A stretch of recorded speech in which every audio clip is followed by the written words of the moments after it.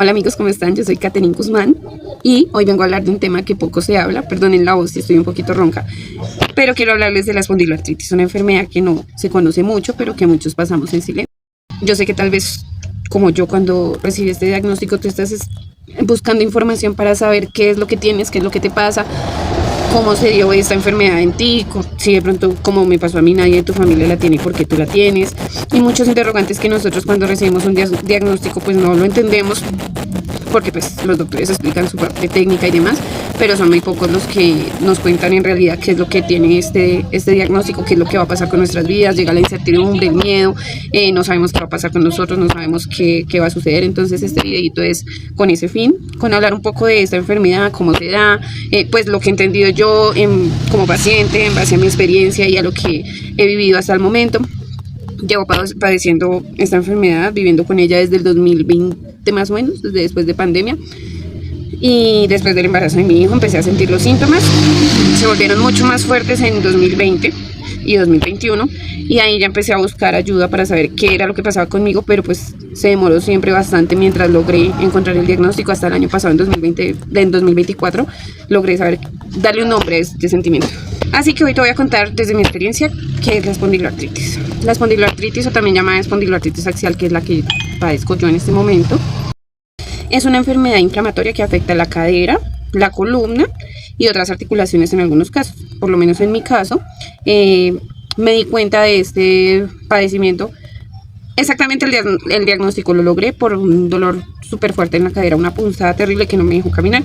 Eso llevó a que los médicos por fin me hicieran exámenes de la cadera, radiografías, y ahí pues notamos que lo que tenía era esa enfermedad. Bueno, pues ahí se notó un desgaste que no debería estar ahí por mi edad, porque tengo apenas 35 años. Y debido a eso, pues ellos empezaron a investigar y dieron con el gen HLA-B27, que fue positivo en mi caso, aunque hay personas que también son negativos y tienen la enfermedad. Entonces, eso fue lo que sucedió. No es solo como un dolor de espalda, es una condición autoinmune, que quiere decir, digamos, cuando nosotros tenemos gripas, infecciones, virus, bacterias, nuestro cuerpo tiene unas defensas que se activan para protegernos y sacar estos virus de nuestro cuerpo. Pero en el caso de nosotros, el cuerpo siempre vive alerta y siempre está atacando por el tema de la inflamación. Entonces él confunde nuestras articulaciones con virus, bacterias y demás y los ataca. Hay varios tipos de espondiloartropatías y en mi caso es axial, lo que quiere decir que afecta la espalda baja, el sacro, o sea, la parte de atrás de nuestra espalda, y la cadera, la columna y la cadera.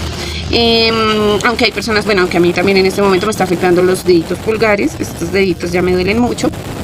Me afecta la rodilla izquierda y en ocasiones muñecas, codos, bueno, eso ya depende de la persona, pero puede darse.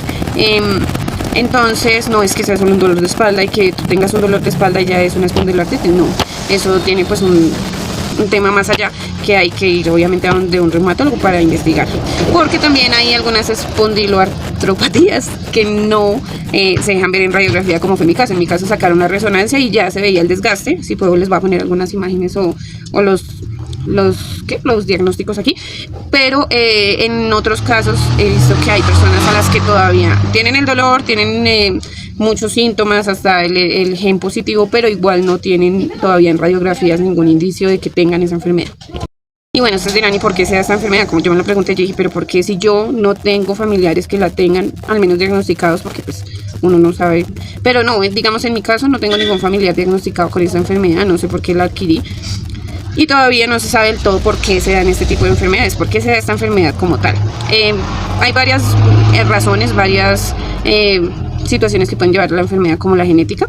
Muchas personas con espondiloartritis tienen el gen llamado HLA-B27, del que les hablaba. También hay personas que tienen un sistema inmune confundido. En mi caso, desde muy pequeñita, siempre he tenido el tema de rinitis, dermatitis, tuve apendicitis, peritonitis, tuve uveitis, que es el tema de los ojitos que se irritan. Entonces el tema en mi caso se pudo haber dado también por eso, porque mi cuerpo siempre estaba a la defensiva y pues al final terminó con otros factores en esto. Aparte de eso también existen pues otras cosas que la desencadenan como factores ambientales, infecciones intestinales. Mucha gente dice que el intestino es el segundo cerebro. Allí tenemos las emociones, allí tenemos muchísimas cosas que afectan nuestro organismo y hay muchísimas enfermedades que se generan desde allí. Entonces por eso es bueno tener buena alimentación, desparasitarse, alimentarse bien y muchas cosas más, pues para que sea esta o sea otra enfermedad, pues no nos dé. Aparte de eso, factores ambientales como el estrés. El estrés es un tema súper complicado porque altera la inflamación en el cuerpo y hace que estas enfermedades o muchas más enfermedades autoinmunes se generen. Entonces el tema del estrés en esta sociedad tan llena de información y tan llena de cosas es muy difícil de manejar, pero por lo menos en mi caso, antes de conocer que tenía espondiloartritis, conocí que tenía trastorno mixto de depresión y ansiedad y dentro de los consejos que me dieron fue cancelar todo el tema de noticias, cancelar todo el tema de todas esas cosas que nos llegan, toda esa información que no sabemos si es cierta, si es falsa, si es de verdad, no sabemos y si nos angustia. El tema de la pandemia fue una locura con el tema de se está muriendo este, se está muriendo aquel, se murió el familiar de tal, se murió un familiar cercano, un amigo, el virus está, salieron nuevas cepas, y todo el mundo, todos incluyéndome, bueno, la mayoría, hubo gente que la llevó muy bien, pero yo por lo menos estaba todo el tiempo trabajando en la calle y pendiente pues de las noticias que decían, que pasaba. Y lo que hizo toda esta información fue acabar con la poquita salud mental buena que tenía y aparte generarme mucho estrés. Y el estrés es un tema súper complicado para estas enfermedades, así que es difícil, pero no es imposible. Aléjate de personas que no te convienen, personas tóxicas, noticias que no te van a generar. Yo por lo menos ya no veo noticias hace al menos 2 años y creo que fue la mejor decisión que tomé. Si el día de mañana nos morimos, acaba el mundo, pasa algo, yo no lo voy a solucionar con ver una noticia, entonces pues tampoco me va a estresar. Que Dios haga su voluntad o la persona en lo que crea, en su religión, sus creencias, bueno, el universo, lo que sea, yo creo en Dios y pues que Él haga su voluntad, pero no voy a seguir torturando mi cabeza pensando que hay guerra en Rusia, que hay guerra no sé qué, que pasa eso, porque lo único que puedo hacer es orar por ellos y esperar que todo salga bien. Así que no te estreses porque no eres el problema, no es una enfermedad contagiosa. No eres tú el culpable de tenerla. Bueno, de pronto un poquito porque en mi caso siempre he tenido malos hábitos alimenticios. Trabajé muchísimos años en la calle, lo que hacía que no almorzara, que no desayunara, que aguantara todo el día hambre y llegara a la casa a comer en la noche. Aparte de eso, todo el día de pie, caminando desde los 15 años más o menos que trabajo. Siempre mis trabajos han sido así, esfuerzo físico. Y nunca calentar, nunca pausas activas, nada, corra que corra. Y aparte de eso, fumar. Fumar es un tema que inflama muchísimo el cuerpo, el alcohol, y yo también tomaba bastante, y el fumar, pues peor, fumaba muchísimo. Entonces, pues todos esos factores fueron los que desencadenaron en mí la enfermedad. Tú debes revisar qué cosas has hecho, qué puede haber pasado, si es genética, si es factores ambientales, si es el tema de malos hábitos, si es el tema del estrés, pero todo es una combinación que hace que al final esta enfermedad se desarrollara. Bueno, y acá seguimos con los síntomas. Síntomas más comunes. Esta enfermedad es una locura porque he visto, estoy en muchos grupos donde estamos personas que la tenemos y a todo el mundo no nos da igual. Pero en general los síntomas más comunes pueden ser el dolor en la espalda baja, que cuando uno empieza el movimiento o descansa se bajan un poquito. La rigidez matutina. Yo por lo menos desde más o menos el 2020 sufría mucho para levantarme. Yo decía, Dios mío, qué perezosa soy, perdóname, pero no era pereza, era el dolor del cuerpo. Y yo decía, ¿por qué me acuesto y no descanso? ¿Por qué no me siento bien? Pero era el dolor no me dejaba dormir en la noche, en la mañana amanecía muy cansada y me iba a levantar y no podía. Me tocaba esperar un poquito para poderme levantar. Otro síntoma común es las diarreas frecuentes. Eso que tú dices, no, otra vez me dio el virus. Un virus que está rondando me dio. Y resulta que no era el virus, sino que era parte de la sintomatología que tenía de la enfermedad y pues nadie lo sabía. Entonces, como la diarrea se confunde con muchas cosas, pues no se puede saber qué es exactamente. Problemas para dormir. Desde que nació mi hijo, sufro de insomnio constante. Bueno, ahorita no porque estoy medicada, pero hasta que estuve medicada siempre he sufrido de insomnio y no sabía qué era. Entonces no me podía acomodar, me sentía mal, me dolía la cadera, la espalda y todo. Yo asumía que era por el tema del trabajo, pero resulta que no era así. Era el dolor y era parte de esa enfermedad. La inflamación en los ojos o la uveitis. Este síntoma desde chiquita me ha acompañado, por lo menos ahorita tengo irritados los ojos. Desde pequeña siempre me ha pasado. Soy alérgica, entonces si hay polvo, si no me pongo mis gafas, que son muy grandes, no me gustan, pero si no me las pongo, todo eso me genera la alergia en los ojos. Y yo sí pensaba que era por otras razones. Todos estos síntomas que les he dicho, he asumido que siempre son por otras razones. Entonces, no había forma de encadenarlos y saber que eran de una sola cosa. Dolor en el pecho al respirar y o sea, como yo respiraba profundo y sentía como que, uy, me dolía el pecho. Y una vez hasta fui al médico pensando que me iba a dar un infarto. Pero lo mismo, o sea, todo el tiempo pensaba cosas y llegué a donde el doctor y el doctor me dijo, pero si te fuera a dar un infarto, pues ya te habías muerto. Y yo, menos mal, es un infarto. Resulta que ese dolor no era que me fuera a dar un infarto, sino que tenía las costillas inflamadas. Pero en ese momento el doctor no pensó en decirme si es esto, es aquello y no me mostró nada. Simplemente me dijo, no te estás muriendo ya, haz una terapia en el hombro y listo. Listo, esos son los síntomas más frecuentes, aunque hay muchas personas que les dan otras cosas. A mí por lo menos el dolor de cabeza también me daba, ese no está entre los más frecuentes, pero a mí me da dolor de cabeza. Y bueno, muchos síntomas más que mucha gente puede tener y que a veces no relacionamos con eso, sino esto es de esta enfermedad, esto es de otra y esto es de otra y así sucesivamente. Los mitos y realidades. Mito, eso es un dolor de espalda, es mecánico, eso era lo que me decían siempre que iba a urgencias. Es un dolor mecánico por el esfuerzo, tienes que descansar, tal. No, no es un solo dolor de espalda, es algo inmune, autoinmune, es algo que nos afecta desde adentro, es algo que es crónico, es algo que no tiene cura, se puede tratar para que no sentirnos tan mal, pero pues no tiene cura, entonces mito totalmente. Segundo mito, si te ves bien, estás bien. ¿Por qué? Porque creo que todos buscamos, o hay días que amanecemos con mejor ánimo, entonces nos maquillamos, nos organizamos, ¿sabes? Yo he mostrado en mis videos que algunas veces me levanto con ánimos locos y me quiero arreglar y me veo bien, como una persona normal, o sea, no se me ve nada lastimosamente o gracias a Dios, no sé cómo decirlo. Es una enfermedad que no se nota, es una enfermedad invisible.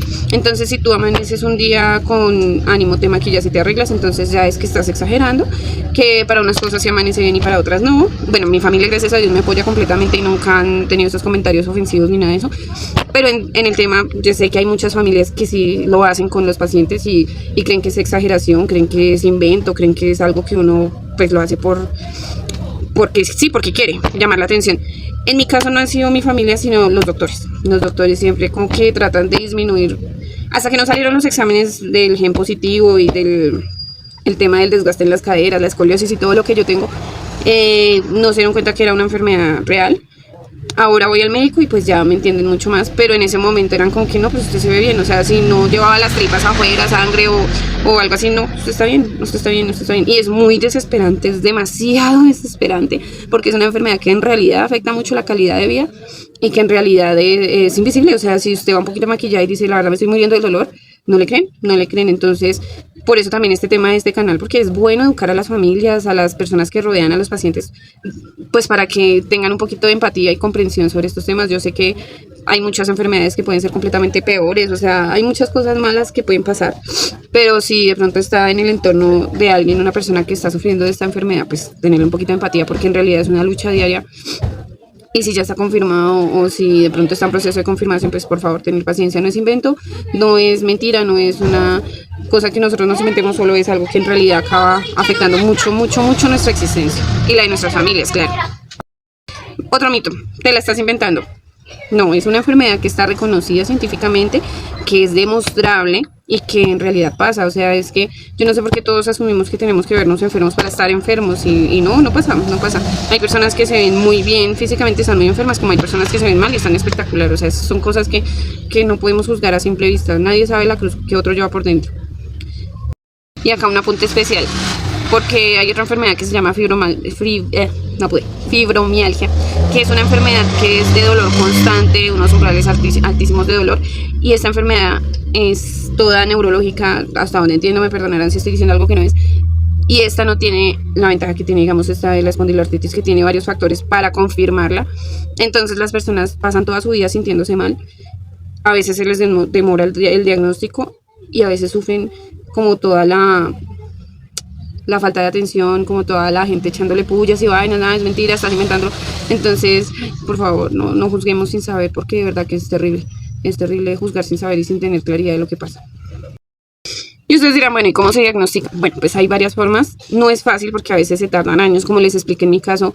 Yo empecé con síntomas después de tener a mi hijo en 2017, los síntomas empeoraron en el 2021 y me diagnosticaron en el 2024, o sea, hagan cuentas que ya casi llevo con síntomas 9 años y hasta hace un año conseguí el diagnóstico. Entonces es una enfermedad que tras del hecho no es fácil de diagnosticar porque simplemente no se ve a simple vista y hay muchos factores, porque hay unas personas que tienen cómo diagnosticar fácil, porque a pesar de que en mi caso fue algo contundente el gen de HLA-B27 y el tema radiográfico o la resonancia de la cadera, se demoró años, desde el 2017 hasta el 2024. Entonces, hacen resonancia magnética o rayos X, exámenes de sangre para ver si el gen está presente y la valoración por reumatología.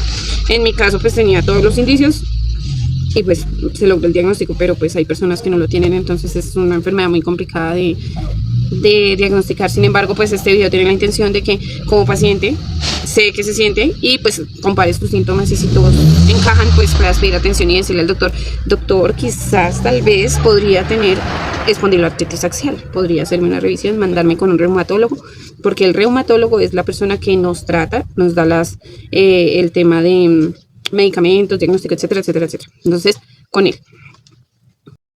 Tratamientos que existen. Bueno, los tratamientos no curan la enfermedad, como dices, tratamiento para que podamos tener mejor calidad de vida pues, mientras tenemos la enfermedad. Es una enfermedad crónica, es una enfermedad que no tiene cura, pero que se puede vivir con ella. No de la mejor forma, pero se puede vivir con ella. Hay antiinflamatorios, que es como la primera línea de tratamiento. Etoricopsib, Celecoxib, bueno, muchos de estos, pero entonces tienen un problema y es que a veces pueden tener efectos secundarios en el hígado, los riñones. Son antiinflamatorios. Entonces, pues no los vayas a usar si tú no conoces del tema. Tiene que ir sí o sí a un médico que te recete, que te diga, bueno, si es esto, tienes que usar estos antiinflamatorios, porque igual recordemos que todos los medicamentos tienen efectos secundarios, entonces pues no vamos a tomar algo sin saber. Inmunosupresores como el metrotexato o sulfasalacina, que también ya los he tomado. Estos segundos, en mi caso, en mi experiencia personal, han tenido efectos secundarios fuertes, náuseas, mareos y otras cosas, pero mejoran mucho el dolor. En cierto momento me mejoraron mucho el dolor. Entonces, nada, la idea de esto es que si tienes síntomas secundarios iniciando los tratamientos, si no son muy fuertes, igual siempre en la compañía del médico, del reumatólogo, si no son muy fuertes, pues no dejes los tratamientos, porque todos estos medicamentos tienen síntomas un poquito feos cuando se inician los tratamientos hasta que el cuerpo se acostumbra. Igual todo organismo es diferente, a mí me dio duro, puede que a otras personas no. Pero sí. Ay, perdón. Este es otro síntoma, somnolencia. Todos los organismos son diferentes, así que tienes que averiguar con tu reumatólogo, contarle todos los síntomas que te produzcan, si vale la pena o no usarlos. Y pues nada, eso. Biológicos para casos más severos. En este momento, como yo estaba sin trabajo y sin seguro médico, pues yo estaba cuando pues renuncié a la empresa por este tema de la salud. Estaba haciendo el proceso por EPS para el tema del biológico porque ya no me hacen muchos medicamentos y el dolor es muy constante. Entonces estoy en ese proceso. El tema de los biológicos es como hasta donde lo entiendo yo. Repito, soy paciente, no soy médica ni nada de eso, pero es lo que los médicos me han explicado y lo que yo he entendido. Son como algo que hace que tu sistema inmune baje la actividad. Entonces no se ataque. Por eso hacen un montón de exámenes sobre tuberculosis, VIH, muchos exámenes de enfermedades, de virus, de enfermedades, hepatitis, bueno, cosas que se pueden contagiar para que no las tengas cuando procedan a colocarte el biológico. Yo ya me hice todos los exámenes, gracias a Dios todo salió bien. Pero el tema del biológico es un tratamiento costoso y ese tratamiento pues la EPS lo da si el caso es severo, sino pues hay que seguirlo tratando con los métodos que están. No sé si me lo vayan a dar, yo igual pues estoy esperando a retomar otra vez todo este tema porque se reúne una junta médica pues entre reumatólogos y otros médicos, no sé quiénes son, pero ellos son los que deciden si eres apta para este tema del biológico, si vale la pena dártelo o no. Entonces pues eso. Fisioterapia, la verdad yo no he hecho fisioterapia, nunca me la han mandado, pero sí me han dicho que tengo que hacer actividad física como natación y deportes de baja intensidad. Eso es lo que trato de hacer cuando el dolor del cuerpo me deja. Y psicología en muchos casos. Esta enfermedad acaba con la autoestima, primero, porque por lo menos yo caminaba bien y ahora camino con un bastón. Acá está mi amigo fiel, el bastón, que me ha servido mucho, pero igual es muy difícil tú ser una persona tan joven, porque yo tengo 35, me considero muy joven, en mí hay una niña, y es difícil pues andar con bastón. Aparte de eso, hay muchas actividades sociales que necesitan de actividad física y pues yo paseos de olla, caminata, ciclovía, todas esas cosas no las hago porque pues obviamente no me da el cuerpo. También el tema de fiestas, reuniones, todo eso pues tampoco, porque si trasnocho me siento mal, si tomo no puedo tomar porque los medicamentos no pueden combinarse con alcohol y si los dejo de tomar y me tomo unas cervezas, unos tragos y eso, al otro día amanezco terrible de todo, no solo el dolor de cuerpo, sino la ansiedad al 100. Entonces, pues no. Entonces, este tema sí ataca mucho como la estabilidad emocional. En mi caso, antes de darme cuenta que tenía espondiloartritis, pensaron que el tema del dolor se basaba en algo psicológico, porque no encontraban causas, me hacían exámenes de sangre, me hicieron, ¿cómo se llama? Endoscopias, colonoscopias, ecografías transvaginales, porque el dolor estaba ahí, en la cadera, pero no sabía en qué parte era. O sea, yo sentía ese dolor en la cadera, pero no sabía en qué parte era. Pensé que era algo ginecológico, pensé que era algo del colon, pensé, o sea, muchas cosas, y me hicieron muchas cosas, pero no me encontraban qué era porque todo salía bien, hasta que pensaron que era algo psicológico, por lo que me empezaron a atender por trastorno de ansiedad y depresión. Si tú no puedes caminar, si tú tienes que ir a trabajar sintiéndote como una basura, es obvio que te deprimas, no es nada fácil. Entonces, psicología tiene que ir acompañada, psiquiatría, porque en mi caso por lo menos estoy medicada, y los psicólogos te ven, te ayudan con terapia y demás, pero el psiquiatra es quien te da medicación. Yo tomo medicación pues para este tema, y el medicamento que tomo también ayuda con el tema del dolor, con el tema de la ansiedad. Entonces esta vaina conlleva una cosa, otra, entonces pues es complejo. Ahora vamos con las cosas que no debemos hacer nunca, jamás en la vida, jamás. Uno, quedarte quieto todo el tiempo, no. Nuestro cuerpo necesita moverse, si no nos movemos nos va a doler más. A veces no tenemos ni siquiera la intención ni la energía de pararnos de la cama, pero es completamente necesario. Tenemos que hacerlo sí o sí, porque pues si no el dolor va a ser peor. Lo otro, tomar medicamentos sin recetas, jamás en la vida, no lo hagan por favor, porque hay medicamentos que pueden empeorar los síntomas, entonces no lo hagan. Siempre bajo supervisión médica. Pues si te tomas de pronto un día un Lumbal, no sé, no de dolor de muscular o de dolor Reitol, no sé, algo, pues no va a pasar nada. Pero si te tomas todo el tiempo lo mismo, igual el dolor no va a pasar, porque no estás atacando la raíz del dolor, y sí te puedes hacer daño en otros órganos como el hígado, los riñones, o bueno, en fin. Lo otro, ignorar el dolor o bueno, lo que les decía, automedicarse por mucho tiempo sin tener un diagnóstico, no. Y no ignoren el dolor no es normal. Yo me acostumbré a vivir con dolor desde muy joven, y siempre le ponía causas. No, es que tengo el pecho muy grande, no, es que estoy gorda, no, es que... Y siempre yo pensaba que el dolor era por eso, pero no era por eso. Sentirnos culpables por estar enfermos o tener recaídas es algo difícil. Es algo difícil, y es algo que hay que trabajar mucho, porque siempre nos sentimos culpables por no poder hacer cosas que otros pueden hacer, pero no es nuestra culpa. Tenemos que dejar de darnos tan duro y amarnos y querernos como somos, y saber que pues son cosas que están fuera de nuestro alcance, que no por más que queramos no es nuestra culpa. Entonces dejar de darnos tanto palo. A veces nuestros peores verdugos somos nosotros mismos, porque somos los que más duro nos damos, entonces no lo hagamos. Y aparte de eso, no podemos compararnos con personas sanas. O sea, si yo estoy con mi familia y veo que una prima que tiene mi misma edad, que tiene mi misma, no sé, fisionomía, puede saltar, escalar y hacer muchas cosas, y me comparo con ella, obviamente nunca va a ser algo balanceado, porque es diferente. Ella, es que así no estuviera enferma, es diferente. Todos tenemos un organismo diferente. No nos comparemos con nadie, por favor. No se comparen. Somos valiosos como somos fuertes como somos, y a veces somos mucho más fuertes que otras personas porque vivimos con eso, tratando de llevar una vida normal. Así que no se estresen por eso. La alimentación, fumar y tomar. A veces hay gente que dice, no, eso no pasa nada, no tiene nada que ver. Sí, todo influye. Hay alimentos que inflaman, el cigarrillo inflama, el alcohol inflama. Entonces, si quieres tener una vida decente, trata de cuidarte en eso. Cosas que sí se pueden hacer. Ejercicio pero suave. Caminatas, natación, yoga, estiramientos. Los estiramientos son buenísimos al levantarse principalmente, o antes de hacer alguna actividad. Lo de la alimentación que ya les contaba, evitar alimentos procesados, azúcares, grasas, salchichones, papitas, chocolates, que son tan ricas. Yo soy adicta a eso. He tratado de evitarlo, pero no he podido. Dormir bien. 100% del dormir es donde se regeneran todas las articulaciones, se vuelve el cuerpo como a salir adelante, y si no dormimos pues eso no pasa. Podemos, si trabajas de pie o sentada, hacer pausas, es normal, es necesario, es sano.